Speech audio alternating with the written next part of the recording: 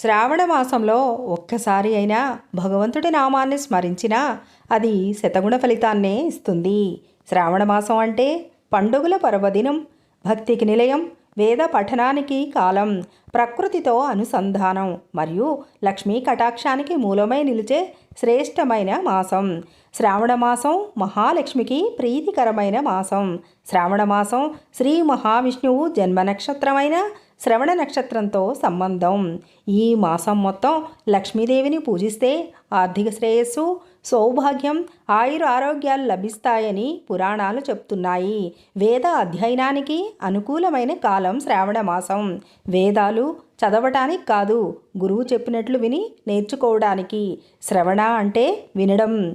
అందుకే వేదములు వినే కాలం ఇది. పుణ్యకాలం కూడా. వ్రతాలు, నోములు, పూజలు చేసుకునే మాసము ఇది.